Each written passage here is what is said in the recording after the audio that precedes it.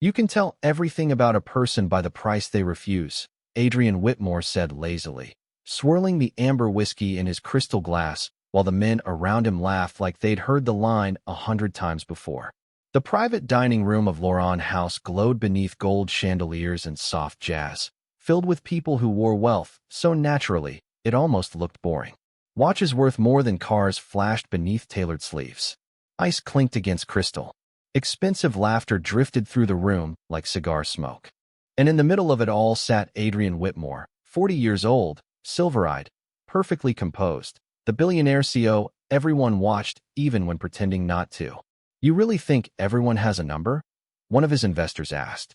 Adrian smirked without looking up from the black checkbook in his hand. Everyone. Then he signed something with a smooth stroke of his pen. The only difference is how long they pretend otherwise. More laughter. Quiet this time. The kind people used around powerful men. Near the edge of the table, Evelyn Carter stood silently holding a silver tray against her waist. White blouse. Black apron. Blonde hair tied neatly back. Nothing flashy about her. She looked like the kind of woman rich people forgot existed 30 seconds after she walked away. But she didn't lower her eyes the way the others usually did. Adrian noticed that immediately. Most waitresses around powerful clients became overly cheerful or overly nervous. Evelyn became still, calm enough that it irritated him a little. "Excuse me," she said softly. "Would anyone like coffee before the kitchen closes?" Adrian finally looked directly at her. Really looked. Pale blue eyes. Tired, but sharp. No fear in them. That was unusual. One of the men at the table grinned. "Careful, Adrian. She might charge extra for confidence." More laughter rolled across the room. Evelyn didn't react. Adrian leaned back slowly in his chair.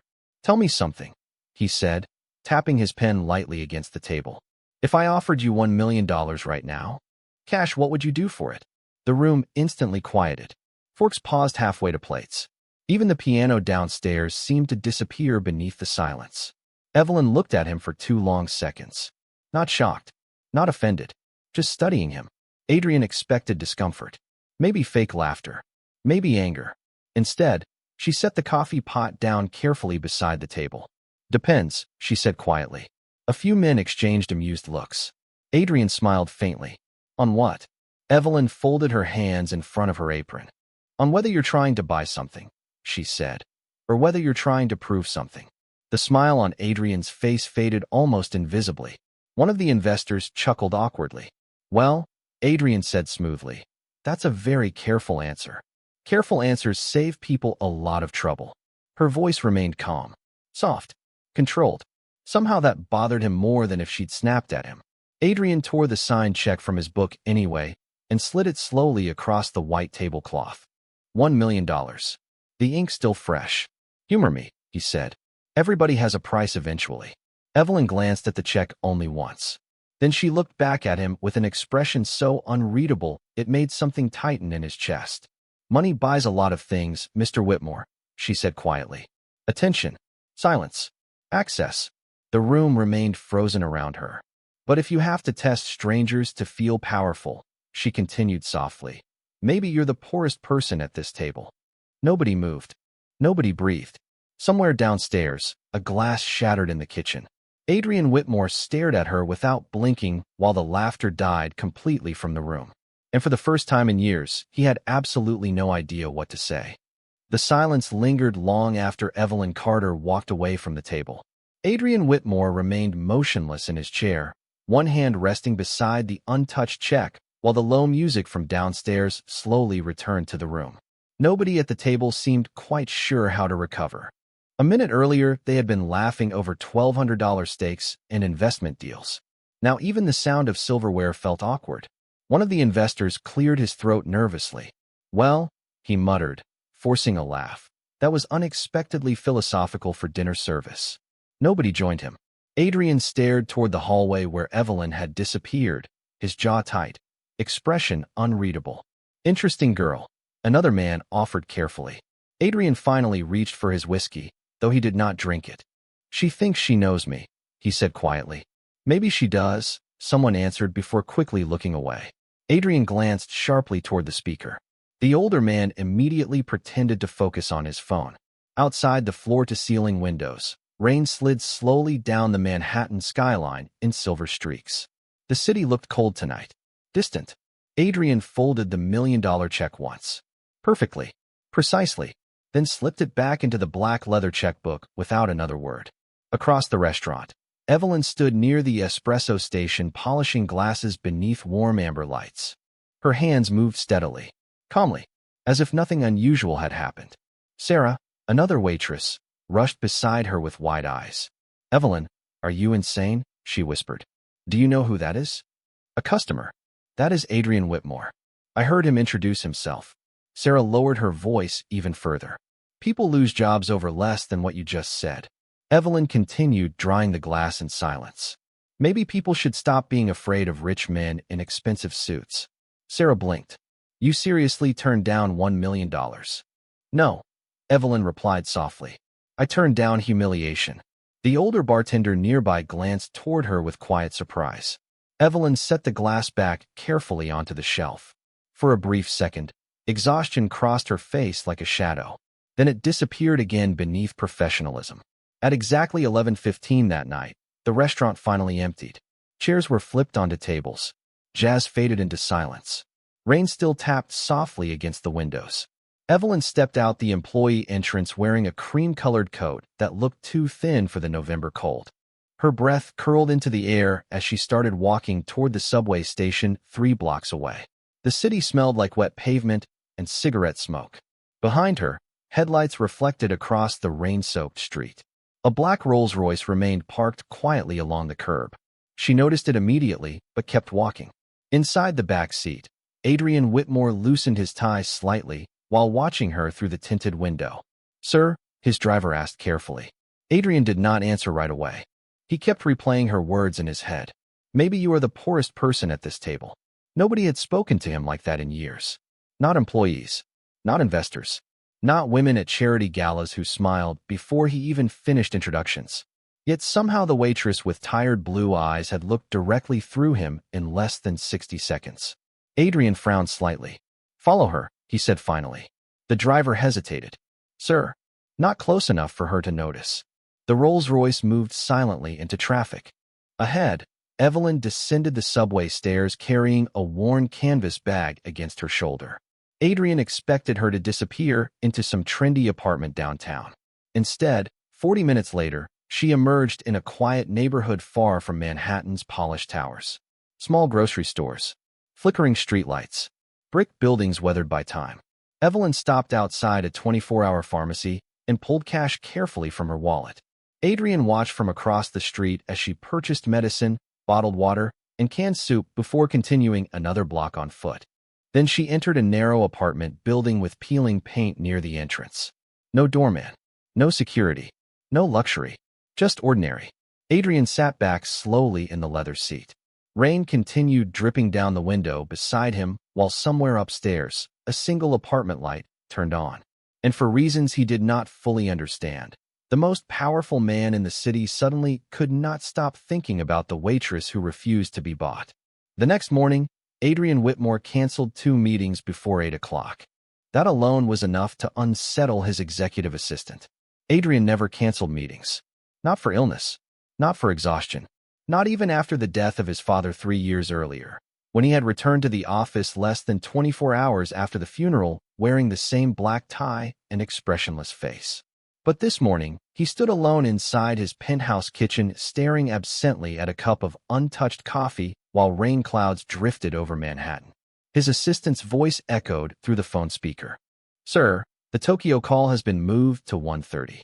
The board dinner is still confirmed for tonight." Adrian barely listened. His eyes remained fixed on the city outside the glass walls. "Find out where Evelyn Carter went to school," he said quietly. Silence. "Sir." The waitress from Loran House. Another pause. "You want a background report?" Adrian loosened the cuff of his shirt slowly. "No scandals. No surveillance. Just information." "Understood." He ended the call before she could ask another question. Something about last night bothered him in ways he could not explain. It was not embarrassment. Adrian Whitmore had been criticized publicly before. Competitors attacked him on television every quarter. Investors blamed him whenever markets dropped. But Evelyn had not tried to embarrass him. She had looked at him with something worse than anger. Clarity, as if she saw straight through every polished layer and found a tired man underneath. By noon, Adrian sat through an investment presentation without hearing a single word. Charts flickered across giant monitors while executives spoke in confident tones about expansion margins and overseas growth. Adrian's attention drifted instead toward the memory of a thin cream-colored coat disappearing into the subway ring. "Sir?" someone asked carefully. Adrian blinked. "Repeat that." The room exchanged nervous glances. 40 minutes later, his assistant entered quietly carrying a slim black folder. "Evelyn Carter," she said. Age 26. Originally from Connecticut. Attended Columbia University for 2 years. Adrian looked up immediately. Columbia? Pre-law program. Top grades. She withdrew suddenly 3 years ago. Adrian opened the folder slowly. Inside were transcripts nearly perfect in every category. Debate awards. Academic scholarships. Volunteer legal aid programs. Then nothing. Just a sharp break in the timeline followed by hourly restaurant jobs. Reason for withdrawal? He asked. Medical hardship involving her mother. Hospital debt. No criminal record. No lawsuits. No social media presence either. Adrian frowned faintly. None. Almost nothing. It is unusual. He leaned back in silence. People with difficult lives usually wanted to be seen. Evelyn seemed determined to disappear. That afternoon, Manhattan turned silver beneath another cold rainstorm. Around 5 o'clock, Adrian stepped out of his car 3 blocks away from Lauren House wearing a dark wool coat instead of his usual tailored overcoat. No driver. No security beside him. He walked alone through crowded sidewalks filled with umbrellas and steaming food carts. For the first time in years, nobody recognized him. Inside the restaurant, Evelyn stood near the hostess station writing orders onto a small notepad. Her blonde hair was pinned back again. Same calm expression. Same quiet eyes. She looked up as the door opened. Their eyes met instantly. Something unreadable flickered across her face before professionalism returned. "Good evening," she said softly. "Table for one." Adrian nodded once. "If you have room." There is always room for paying customers. The line was polite, but he heard the edge beneath it. Evelyn led him toward a quiet corner booth near the rain-covered windows. Adrian noticed people glancing at him carefully now. Some recognized him. Others recognized tension. Evelyn handed him a menu without rushing. "Can I start you with something to drink?" Adrian studied her for a second too long. "Do you always talk to billionaires like they are ordinary people?" Evelyn placed the menu neatly onto the table. "No," she replied calmly. "Only the ones who need it." And despite himself, Adrian almost smiled. For the next 20 minutes, Adrian Whitmore barely touched the menu in front of him. Outside, the rain painted silver rivers down the glass windows while soft jazz drifted through the restaurant speakers. Evelyn stood near the espresso machine, taking another table's order, calm and composed beneath the warm amber lighting. Adrian watched the way she moved through the dining room. Efficient, quiet, never rushing. She carried herself differently from everyone else around him, like someone who had already survived worse things than wealthy men with oversized egos. When she finally returned to his table, notepad in hand, Adrian closed the menu without looking at it. "What do you recommend?" he asked. Evelyn raised one eyebrow slightly. "Food or life choices?" Adrian let out the smallest laugh before he could stop himself. That surprised them both. "Let us start with food. The salmon is good tonight." "Then I will trust your judgment." Evelyn wrote the order neatly. "That is either very brave or very foolish. I built a company making expensive decisions. And are you good at it?" Adrian leaned back slightly. "Most people would say yes." Evelyn glanced toward the rain outside before answering softly. "Most people are usually impressed by money." There it was again. Not cruelty, not hostility, just honesty sharp enough to leave a mark. Adrian studied her quietly. "You really do not care who I am, do you?" Evelyn slipped the pen into her apron pocket. "I care how people treat others when they think nobody important is watching." The words landed heavier than she intended. Adrian felt it immediately. A strange discomfort moved through his chest. Not anger. Something quieter. Something closer to shame. Evelyn started to walk away when Adrian spoke again. "You studied law." She stopped, slowly turned back toward him. Her expression did not change, but something in her eyes became cautious. "I read your university records," Adrian admitted. "That is unsettling." "I was curious." Rich people usually call that curiosity when they invade someone's privacy. Adrian accepted the hit without flinching. Fair enough. Evelyn crossed her arms lightly. Why are you really here, Mr. Whitmore? Adrian looked down briefly at the untouched glass of water beside him. The condensation slid quietly against the crystal. I do not know, he answered honestly. That seemed to catch her off guard more than anything else he had said. For the first time since he walked in, she looked at him not as a billionaire or customer, but as a man trying to understand himself. Most powerful people hate not knowing things, she said quietly. Most powerful people are usually surrounded by people who lie to them. Evelyn said nothing. Somewhere near the kitchen, dishes clinked softly. A couple near the bar laughed over red wine. Life moved around them, while something fragile and unfamiliar settled between the booth and the rain-covered window. Adrian loosened his tie slightly. 3 years at Columbia, he said. Top grades. Debate championships. Then suddenly you disappear and start working double shifts at restaurants. Evelyn's jaw tightened almost invisibly. You missed the important part. Which part? My mother got sick. Adrian went silent. Evelyn looked down for a second before continuing. Hospital bills do not care about scholarships. Debt collectors do not care about dreams. Her voice remained steady, but Adrian noticed the way her fingers lightly pressed against the edge of the order pad. Controlled pressure, like someone holding emotions in place through habit. So I left school. Adrian watched her carefully. You gave everything up. Evelyn shook her head once. No, her eyes lifted to meet his again. Calm. Clear. I postponed it. The answer hit him harder than expected. Most people spoke about sacrifice like tragedy. Evelyn spoke about it like temporary weather.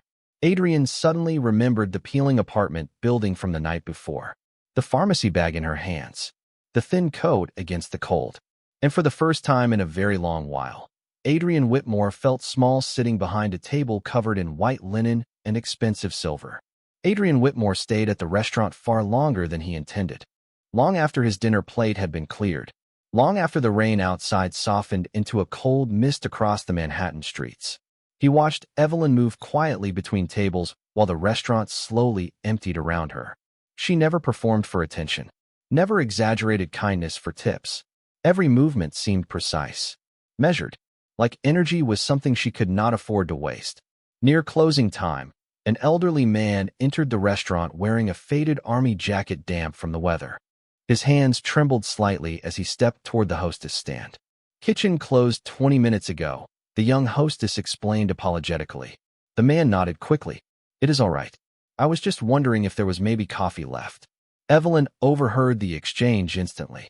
Without hesitation, she walked over and guided the man gently toward an empty booth near the back window.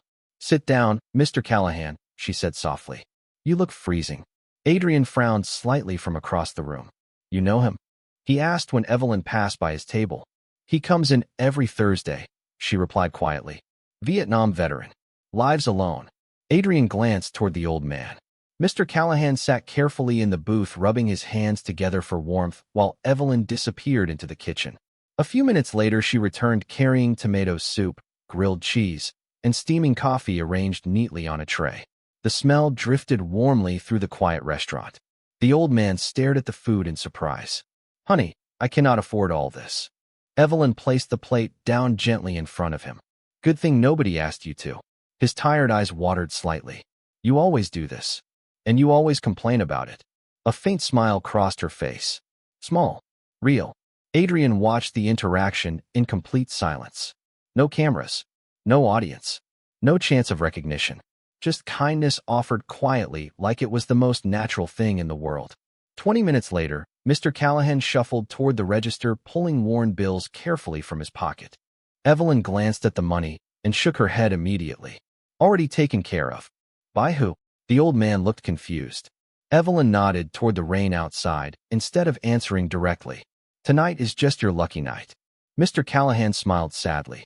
There are not many people left like you, kid. After he left, Adrian approached the register slowly while Evelyn wiped down the counter. You paid for his meal. Yes. Why? Evelyn folded the towel neatly before answering. Because hungry people should eat. Adrian slipped both hands into the pockets of his coat. You do realize some people take advantage of kindness. Evelyn looked at him calmly. And some people use money to avoid kindness altogether. Adrian exhaled softly through his nose. Another hit. Another clean cut beneath the ribs. Yet somehow he no longer felt defensive around her. Just exposed. Evelyn reached beneath the register and pulled out a small receipt. $4.75, she said quietly. Adrian blinked. What? His meal. She slid the receipt toward him across the polished counter.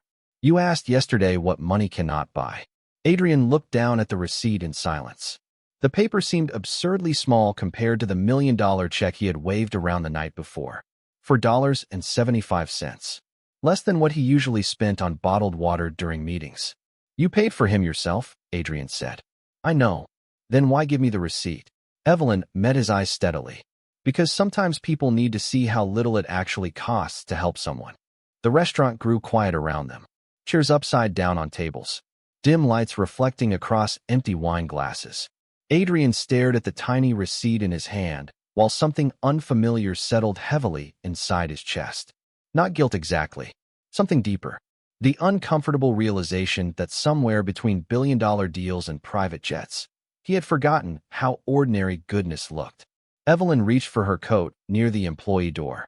Good night, Mr. Whitmore. Adrian looked up slowly. Evelyn. She paused. Yes. He glanced once more at the receipt between his fingers. I think you are the first person who has ever made me feel poor. For the first time since meeting him, Evelyn looked genuinely surprised. The surprise on Evelyn's face lasted less than a second before she looked away again. You should probably get home, Mr. Whitmore, she said softly while reaching for her bag. It is late. Adrian glanced toward the rain-streaked windows.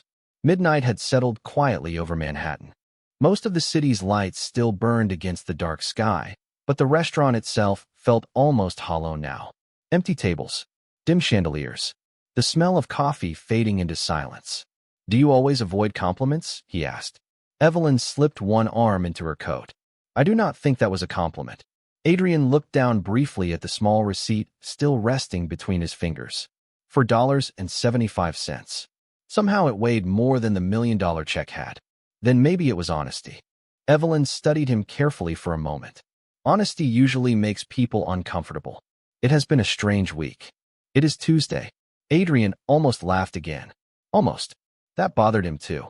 He had spent years mastering control over every room he entered. Every negotiation. Every conversation. Yet this woman disarmed him with quiet sentences and tired blue eyes. Evelyn walked toward the employee door and pushed it open. Cold air drifted inside immediately, carrying the smell of rain and wet pavement. Adrian followed without fully deciding to. Outside, the sidewalk glistened beneath streetlights while distant traffic hummed through the city like restless electricity. Evelyn pulled her coat tighter against the wind. You do not need to follow me tonight, she said calmly. Adrian stopped beside her beneath the restaurant awning. I followed you before. She looked at him directly. Your car stayed outside my apartment building for 12 minutes yesterday. Adrian froze.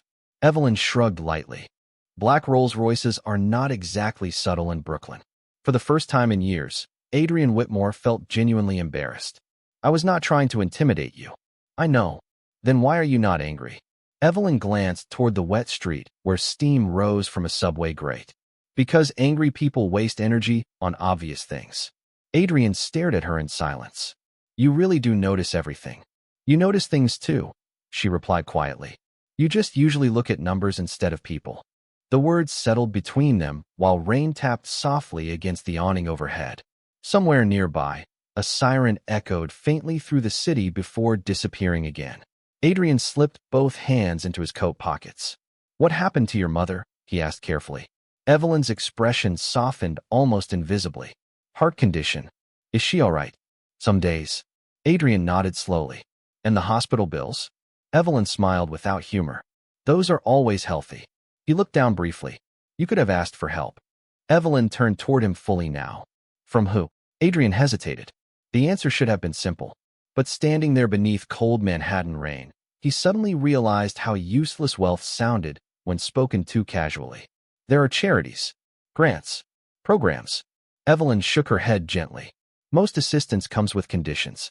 Paperwork, waiting lists, pity. Adrian frowned slightly. And you hate pity. No, she corrected softly. I hate becoming someone people feel powerful helping. The sentence hit him harder than anything else she had said so far, because suddenly he understood the $1,000,000 check. The joke, the test. It had never really been about money. It had been about control. Adrian looked away toward the traffic lights glowing red against the rain. I think I owe you an apology. Evelyn studied him quietly. For which part? All of it. A long silence followed. Then, unexpectedly, Evelyn smiled. Small, tired, real. That sounded expensive coming from someone like you. Adrian breathed out slowly, watching the cold air fog briefly in front of him. You know, he admitted quietly, most people spend their entire lives trying to impress me. Evelyn adjusted the strap of her canvas bag against her shoulder. That sounds exhausting. Adrian looked at her. Really looked at her. No designer clothes. No diamonds. No performance. Just a woman standing beneath a flickering streetlight with rain collecting on her coat sleeves and exhaustion hidden carefully behind calm eyes. And somehow she felt more genuine than anyone he had spoken to in years. A taxi splashed through the wet street nearby. Evelyn stepped toward the curb. Good night, Mr. Whitmore. Adrian watched her raise a hand for the cab. Evelyn. She paused. Yes. He hesitated for the first time in the conversation. Would it bother you, he asked quietly, if I came back tomorrow? Evelyn looked at him for several seconds while rain drifted softly through the city around them. Then she opened the taxi door and answered without cruelty. That depends. Adrian frowned faintly. On what? She slid into the cab slowly before meeting his eyes one last time through the rain. On whether you are coming back to understand me, she said softly, or to win. Then the taxi disappeared into the Manhattan night, leaving Adrian Whitmore standing alone beneath the cold glow of the streetlight with no idea which answer frightened him more. Adrian Whitmore did not sleep that night. He sat alone in the corner office overlooking Manhattan while the city glowed beneath sheets of rain and distant headlights. The digital clock on his desk shifted from 1:30 to 3:15 to 4:42 in cold blue numbers. Yet Evelyn's voice remained louder than everything else in the room. Are you coming back to understand me or to win? He poured another cup of coffee he never drank. Across the office, financial reports covered the glass conference table waiting for signatures. $1 billion acquisitions. International contracts. Numbers powerful enough to move markets by morning. Adrian ignored all of them. Instead, his eyes rested on a tiny paper receipt beside his watch. $4.75. By sunrise, the city softened beneath pale gray clouds. Adrian loosened his tie and finally stood from his chair. His reflection in the office windows looked exhausted. Not physically, something deeper. Like a man slowly realizing he had spent years climbing toward a life that no longer felt human. At 9 o'clock sharp, his assistant entered carrying a tablet and a worried expression. The Zurich investors moved their flight to this afternoon. They are requesting confirmation before noon. Adrian grabbed his coat without looking up. Reschedule. Her eyes widened slightly. Sir, this meeting has been planned for 6 months. Then they can survive 6 more days. Where are you going? Adrian paused near the office door. I honestly do not know. 40 minutes later, he stood outside a small brick building in Brooklyn holding 2 paper coffee cups while cold winds swept through the narrow street. The neighborhood looked even smaller in daylight. A laundromat buzzed quietly beside a grocery store with faded signs in the windows. Somewhere nearby, a dog barked behind an apartment fence. Adrian checked the address once more before walking inside. The hallway smelled faintly like old paint and radiator heat. Apartment 4B. He hesitated longer than expected before knocking. Soft footsteps approached from inside. Then the door opened. Evelyn froze immediately. Blonde hair loosely tied back. Gray sweater. No makeup. She looked tired. Beautiful in the quietest possible way. Adrian suddenly became very aware of how absurdly expensive his coat looked standing in front of her apartment. You found my address again, she said softly. That sounds more alarming when you say it out loud. Her eyes dropped briefly toward the coffee cups in his hands. You are either apologizing or making terrible decisions before breakfast. Possibly both. For a second, neither of them moved. Then somewhere deeper inside the apartment, a weak cough echoed through the silence. Evelyn's expression changed instantly. Not panic. Concern sharpened by routine. She glanced back over her shoulder before stepping aside reluctantly. 5 minutes, she said quietly. Adrian entered carefully. The apartment was small but clean. Worn books stacked beside the couch. Medical paperwork arranged neatly across a folding table. A faint smell of soup and medicine lingered in the air. Near the window, an older woman rested beneath a blanket in a recliner with oxygen tubes beneath her nose. Evelyn walked over immediately and adjusted the blanket around her shoulders with practiced gentleness. "Mom, this is Adrian." The older woman smiled weakly. "The billionaire?" Adrian blinked in surprise. Evelyn sighed softly. "Mom watches too much cable news." "Only the dramatic channels," her mother replied. Adrian could not remember the last time someone had spoken to him so casually inside a home this ordinary. No one here seemed impressed by his watch, his reputation, his wealth. Evelyn accepted one of the coffee cups from him carefully. "You should not be here," she said quietly. "Probably not." "Then why are you?" Adrian looked around the apartment slowly. The peeling radiator. The legal textbooks beside unpaid medical bills. The exhaustion hidden behind Evelyn's calm posture. Finally, he answered honestly. "Because last night I realized something." Evelyn studied him cautiously. Adrian exhaled slowly. "I have spent most of my life surrounded by people who needed something from me." He looked directly at her. "And somehow you are the first person who made me want to become someone better instead." The apartment fell silent except for the faint hum of the old radiator near the window. Evelyn looked down at the warm coffee between her hands while something fragile moved quietly through her expression. Not trust. Not yet. But for the first time since meeting Adrian Whitmore, she no longer looked at him like a man she needed to defend herself from. The apartment felt strangely warm after the cold Manhattan rain outside. Not because of the old radiator humming near the wall, but because everything inside carried evidence of care. Folded blankets. Medicine schedules taped neatly beside the refrigerator. Half-finished crossword puzzles stacked near Evelyn's mother. Small signs that someone exhausted still woke up every morning and chose kindness anyway. Adrian Whitmore stood awkwardly near the kitchen counter, holding a paper coffee cup that had gone cold 10 minutes earlier. He could negotiate billion-dollar mergers without blinking. Yet somehow he had no idea where to put his hands inside this tiny apartment. Evelyn's mother smiled faintly from the recliner. "You look nervous," she said gently. Adrian almost laughed. "I usually make other people nervous." "That sounds lonely." The answer arrived so quickly and softly that Adrian could not avoid it. He glanced down briefly. "Sometimes." Evelyn busied herself organizing medication bottles across the table, though Adrian noticed the way her shoulders relaxed slightly, hearing the conversation. "Mom likes diagnosing people emotionally," she said quietly. "Retired elementary school teacher," her mother added proudly. 32 years. Adrian nodded with genuine respect. "That sounds harder than running a corporation. Children throw fewer lawsuits." Evelyn rolled her eyes lightly while adjusting the oxygen tubing. The moment felt small, ordinary. Yet Adrian realized he had not experienced anything this normal in years. No assistants interrupting conversations. No investors watching every word. Just quiet human interaction inside a cramped Brooklyn apartment while rain tapped softly against old windows. His phone buzzed suddenly against the kitchen counter. The screen lit up with urgent notifications. Zurich investors, board members, financial analysts. Adrian stared at the messages for a long second before silencing the phone completely. Evelyn noticed immediately. "You ignored that very fast." Adrian slipped the phone into his coat pocket. "Nothing in there matters more right now." Evelyn looked at him carefully. "That sentence would terrify your shareholders." "My shareholders think happiness is a quarterly report." Her mother chuckled softly from the recliner. "I like him." Evelyn blinked. "Mom." "What?" "He looks expensive but emotionally exhausted." "That is usually fixable." Adrian laughed before he could stop himself. A real laugh this time. Warm enough that even Evelyn seemed startled hearing it. Then silence settled again. Comfortable this time.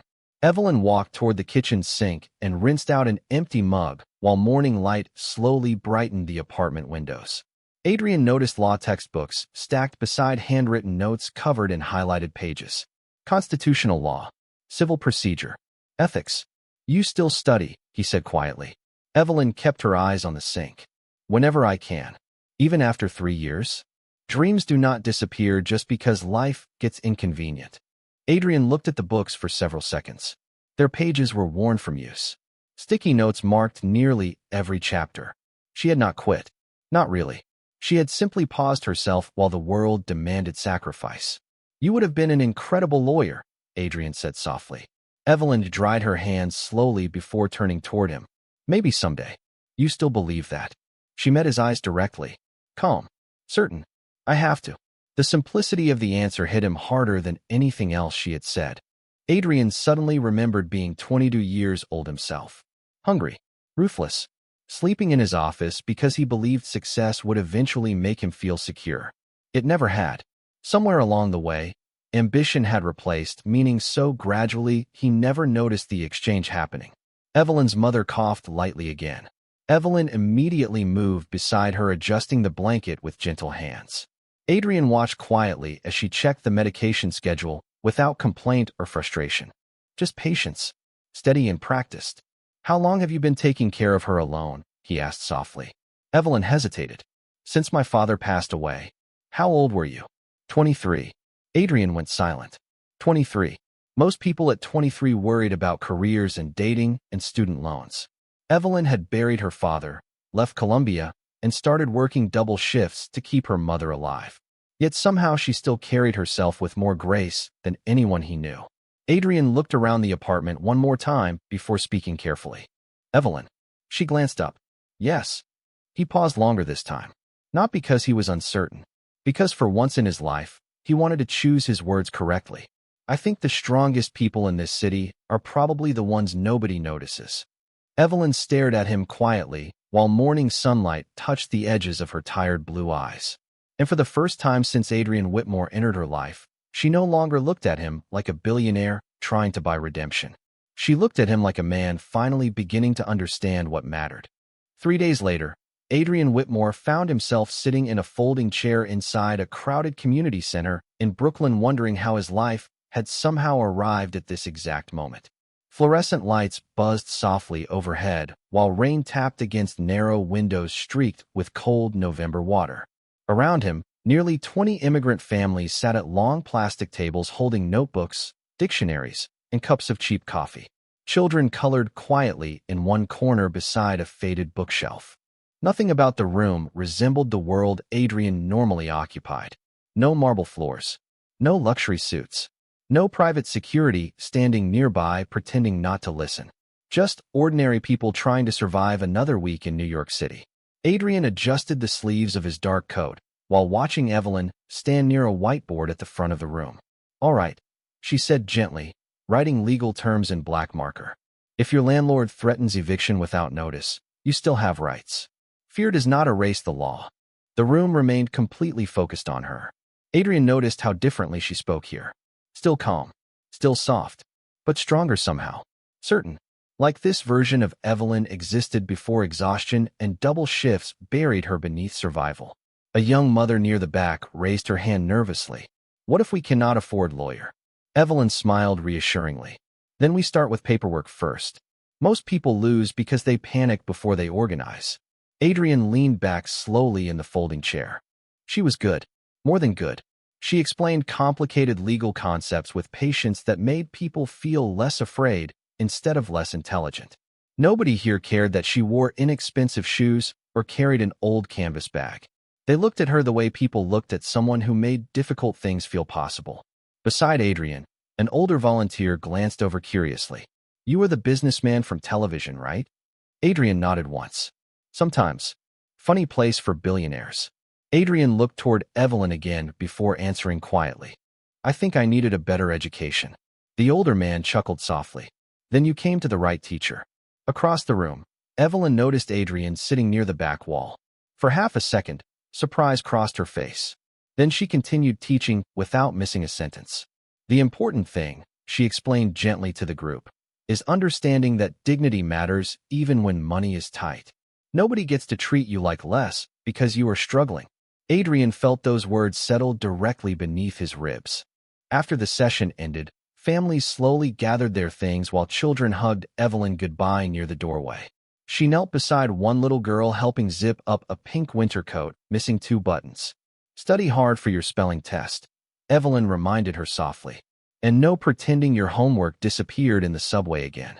The little girl giggled before running toward her mother. Adrian waited until the room mostly emptied before approaching. Evelyn erased the whiteboard quietly without turning around. You followed me again. This time legally. That is progress. Adrian smiled faintly. You never told me about this place. You never asked. He glanced around the room slowly. How long have you been doing this? Since leaving Columbia. For free. Evelyn placed the marker cap back carefully. Most people here cannot afford legal help. Adrian frowned slightly. You could be making six figures at a corporate law firm someday. Evelyn finally turned toward him.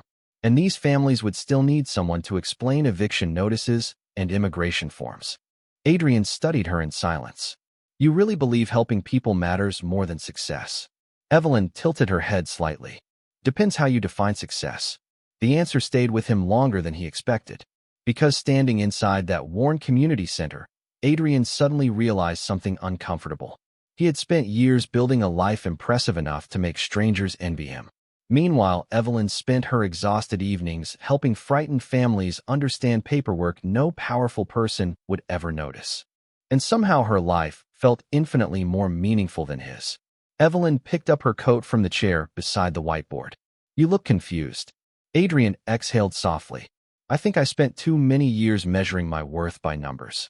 That happens to people who only sit in rooms where everyone speaks in percentages. Adrian looked at her carefully. And what do people speak in here?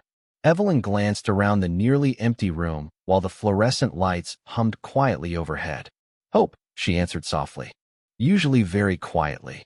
That night, Adrian Whitmore returned to Manhattan feeling strangely disconnected from the version of himself that used to fit there so easily. His driver opened the door of the black Rolls-Royce outside Whitmore Tower, but Adrian remained seated for a moment watching people hurry through the cold evening rain. Thousands of strangers moved beneath umbrellas and flickering streetlights carrying grocery bags, coffee cups, briefcases, exhausted expressions. Ordinary lives. Ordinary struggles. For years, he had looked at the city from the top floors of glass buildings, believing success meant rising above everyone else. Now, for the first time, he wondered if he had simply isolated himself from what mattered. Sir, the driver asked carefully. Adrian stepped out without answering. Inside the tower lobby, marble floors reflected golden light beneath enormous chandeliers. Employees immediately straightened as he passed. Security guards nodded. Assistants lowered their voices. The entire building reacted to his presence like a machine recognizing its creator. Usually the control comforted him. Tonight it just felt cold. Upstairs, the executive board meeting had already begun. Men in tailored suits sat around the long glass conference table, discussing acquisition numbers projected across giant screens. The room smelled faintly of expensive coffee and polished leather. Adrian, one investor said sharply as he entered. Finally, we need your approval before markets open in Tokyo. Adrian took his seat at the head of the table while assistants distributed contracts worth nearly $3 billion. Numbers covered every page. Profit margins, workforce reductions, restructuring plans.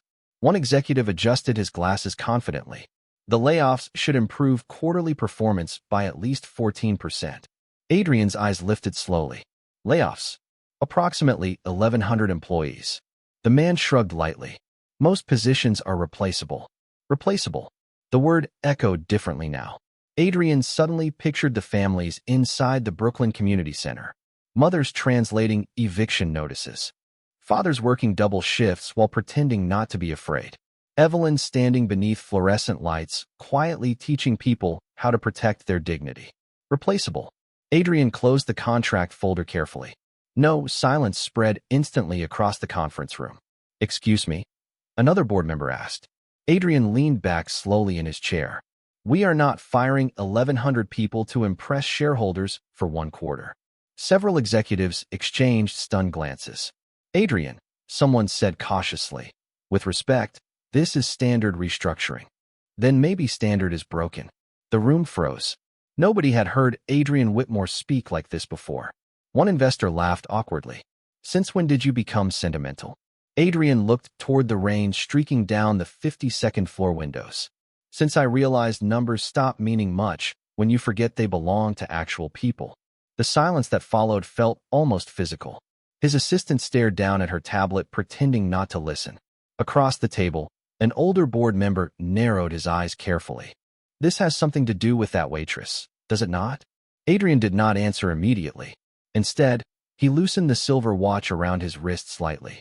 The same watch Evelyn once glanced at without interest.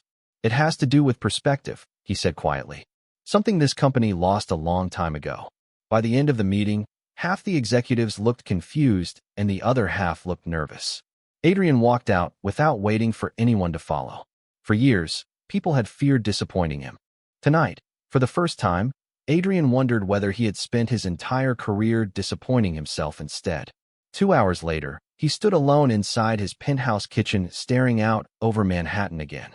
Only now the city no longer looked small beneath him. It looked enormous, complicated, human.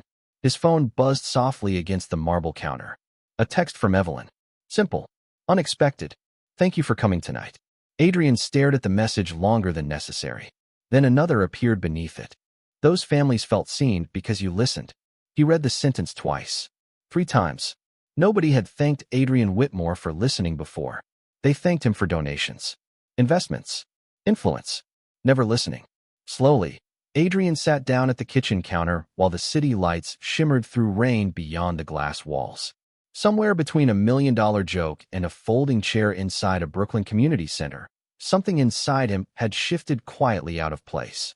And for the first time in years, that change did not scare him. Snow fell over Manhattan 3 weeks later in slow, quiet waves that softened the city beneath white light and frozen sidewalks.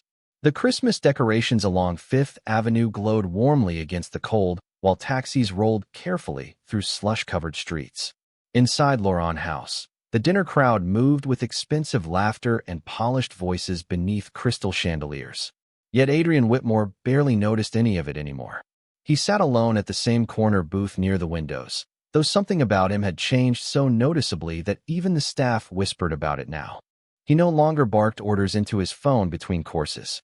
He no longer treated waiters like invisible furniture. Tonight, his phone rested untouched beside a cup of black coffee slowly cooling near his hand. Across the room, Evelyn balanced 2 dinner plates carefully while snow drifted outside the tall glass windows behind her. The restaurant manager approached Adrian nervously. "Mr. Whitmore, your guests from London have arrived in the private room." Adrian glanced toward the hallway where several investors waited, expecting another night of contracts and negotiations. Then his eyes shifted back toward Evelyn, laughing softly at something an elderly customer had just said. "Reschedule dinner," Adrian said calmly. The manager blinked. "Sir, send them wine. Tell them I will meet them tomorrow." Tomorrow is Christmas Eve. Adrian looked out at the falling snow. Exactly. The manager walked away completely confused. 20 minutes later, Evelyn approached Adrian's table holding a notepad. "You canceled a multi-million-dollar dinner reservation. Apparently, your investors looked terrified." Adrian smiled faintly. "That makes 2 of us." Evelyn tilted her head slightly. "What scares you?" Adrian looked at her for several quiet seconds before answering honestly. "Realizing I built a life everyone admired but nobody actually knew." The words settled gently between them, while soft piano music drifted through the restaurant. Evelyn slowly lowered the notepad in her hand. "That is a very dangerous realization for someone like you." "Why?" "Because once you see emptiness clearly, pretending becomes harder." Adrian almost laughed. "You really should have become a lawyer." "Still working on it." He nodded slowly before reaching into the inside pocket of his coat. Evelyn watched as he pulled out a thick cream-colored envelope and placed it carefully on the table between them. Her expression shifted immediately. Cautious again. "What is this?" Adrian rested his hands quietly beside the envelope. "Not charity." "That sounds exactly like something charity usually says." "It is your full tuition to return to Columbia Law." Evelyn froze completely. Snow continued falling beyond the windows while conversations blurred softly around them. "Adrian, no conditions. I cannot accept this." "Why?" Her voice lowered. "Because I do not want to owe you." Adrian shook his head gently. "You do not owe me anything." Evelyn stared down at the envelope without touching it. "People do not spend this kind of money without expecting something eventually." Adrian looked at her carefully. "That used to be true for me." Silence. Heavy this time. Emotional in a way neither of them fully understood yet. Evelyn finally sat down across from him slowly. Then why are you doing this? Adrian glanced briefly toward the snowy Manhattan streets outside. Because one night a waitress made me realize I had spent my whole life investing in companies while ignoring people. Evelyn looked away first. Her fingers rested lightly against the edge of the envelope, but she still did not open it. You cannot save everyone, Adrian. I know. His voice softened. But maybe I can stop acting like money is the only thing I have to offer. Evelyn's eyes lifted slowly toward his again. Tired blue meeting quiet gray beneath the golden restaurant lights. Adrian spoke carefully now, not like a billionaire negotiating, like a man trying not to damage something fragile. Go back to school, Evelyn. She swallowed softly. And my mother? Adrian reached for the coffee cup beside him, but never drank from it. The Whitmore Foundation recently expanded its medical assistance program. Evelyn stared at him immediately. You created that program 3 days ago. Adrian smiled slightly. My legal department works very fast when terrified. For the first time since meeting him, Evelyn laughed openly. Warm enough to stop something inside Adrian's chest completely still. Around them, crystal glasses clinked and snow drifted softly through Manhattan while the restaurant glowed with expensive holiday light. But Adrian barely noticed any of it anymore. Because somehow the woman who once refused his $1,000,000 joke had just given him something far more valuable than pride. She had given him a reason to become someone worth respecting. The envelope remained unopened on Evelyn's apartment table for nearly 4 days. It sat beside law textbooks, unpaid utility bills, and handwritten medication schedules while snow continued gathering along Brooklyn sidewalks outside the windows. Every morning, Evelyn walked past it before leaving for double shifts at Laurent House.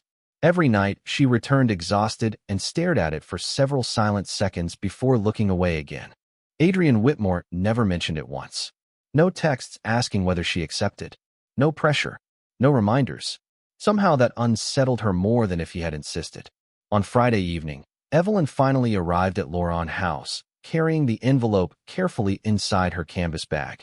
Manhattan glittered with Christmas lights and frozen sidewalks, while wealthy families filled the restaurant with expensive laughter and holiday reservations. Near the back corner booth, Adrian sat alone reading through documents beneath soft amber lighting. He looked up immediately when Evelyn approached. Not surprised. Almost like he had been waiting. You brought it back, he said quietly. Evelyn slid into the seat across from him without removing her coat. I brought a condition. Adrian slowly closed the folder in front of him. That sounds dangerous. Probably. Snow drifted softly beyond the tall restaurant windows, while piano music floated quietly through the dining room. Evelyn placed the envelope onto the table between them, but kept one hand resting on top of it. I will accept Columbia tuition. Adrian remained still, listening carefully, but only if you agree to something first. What? Evelyn glanced toward the dining room, where servers moved quickly balancing heavy trays between crowded tables. Adrian noticed her eyes lingering on the younger employees rushing through the holiday chaos with exhausted smiles. Your foundation covers my mother's medical bills, Evelyn said softly. Good. That is not the condition. Adrian leaned back slightly. Then what is? Evelyn looked directly at him now. Calm as ever. But there was steel beneath it tonight.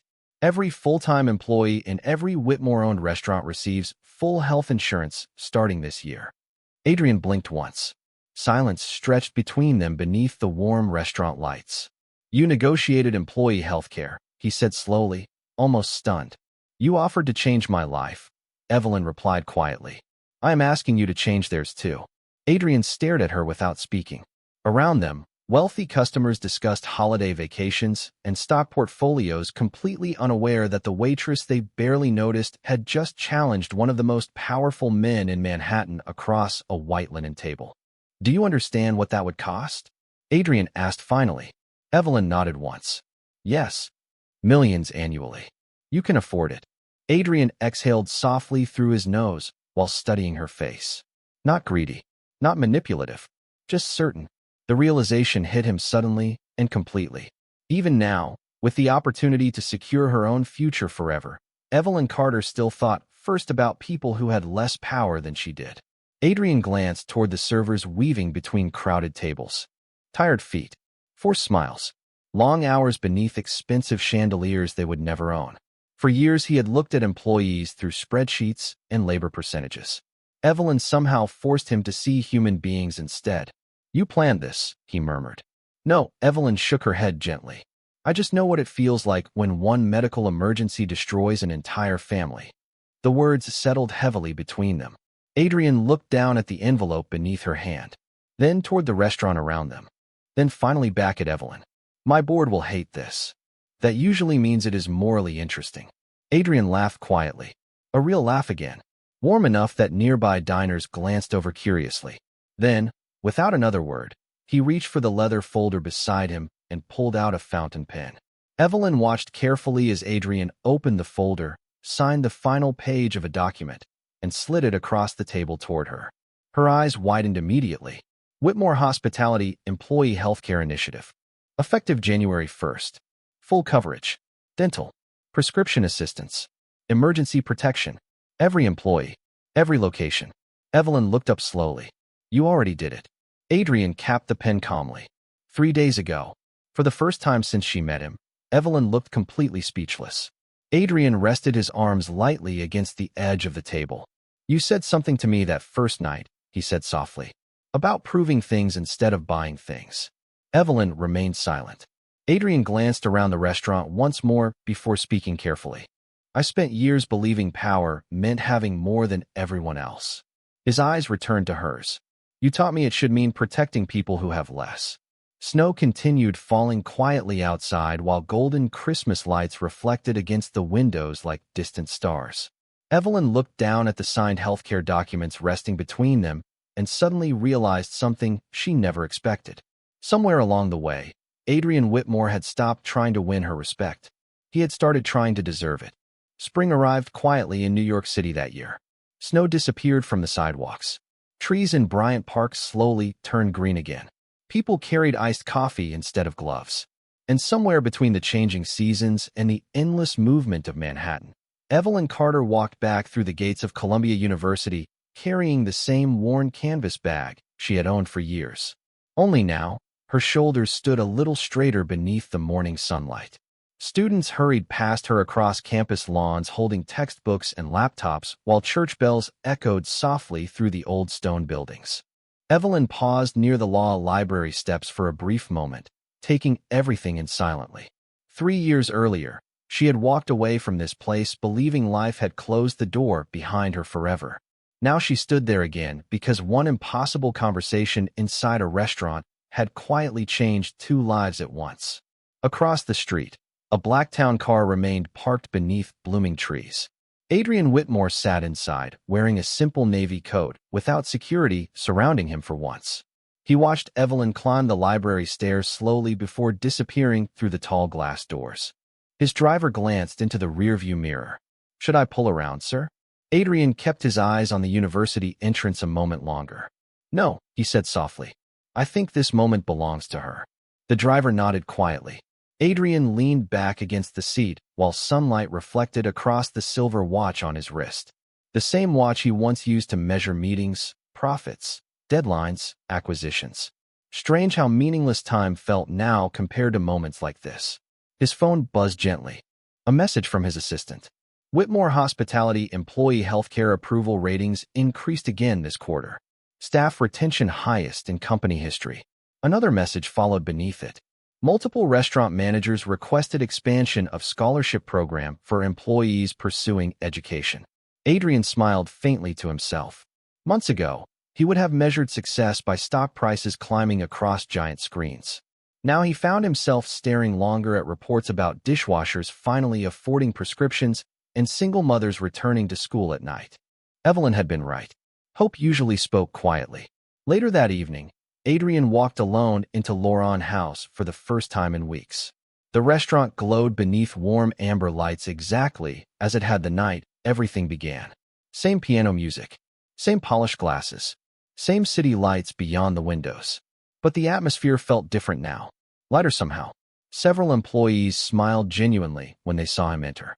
Not nervous smiles, real ones. "Good evening, Mr. Whitmore," Sarah said warmly from behind the hostess stand. "Evelyn left something for you." Adrian frowned slightly. "She was here." Sarah nodded toward the corner booth near the windows.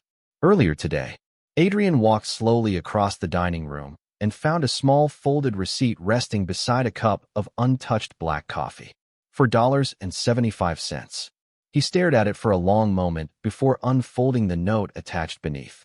Her handwriting was neat and careful. Thought you should know the first semester went well. Also, Mr. Callahan still complains about your coffee choices every Thursday. Adrian laughed softly under his breath. Then his eyes settled on the final sentence at the bottom of the paper. Thank you for proving people can change without losing themselves. Adrian sat quietly in the corner booth while evening rain began tapping softly against the windows outside. Around him, waiters carried plates through warm golden light, while strangers laughed over dinner conversations they would probably forget tomorrow. Ordinary moments. Ordinary people. Yet somehow none of it felt ordinary anymore. Because one calm waitress had once looked at the most powerful man in the room and refused to be intimidated by money, status, or pride. And in doing so, she reminded him that dignity was never something wealth could buy, only something character could earn. Adrian folded the small receipt carefully and slipped it into his coat pocket beside his watch. Not as a reminder of what he spent, but as a reminder of what he almost lost before learning how to truly see people. Outside, Manhattan shimmered beneath spring rain while life moved endlessly forward through the city streets. And somewhere uptown, Evelyn Carter sat beneath library lights studying the law again with tired blue eyes and quiet determination, no longer postponed by survival. Sometimes the people the world notices least are the ones who change it most. And sometimes all it takes is one calm answer to stop a powerful man long enough for him to finally hear the truth. If this story stayed with you, or reminded you of someone whose quiet strength changed a life, share your thoughts below. And if you believe kindness still matters in a world obsessed with power, stay with us for more stories like this.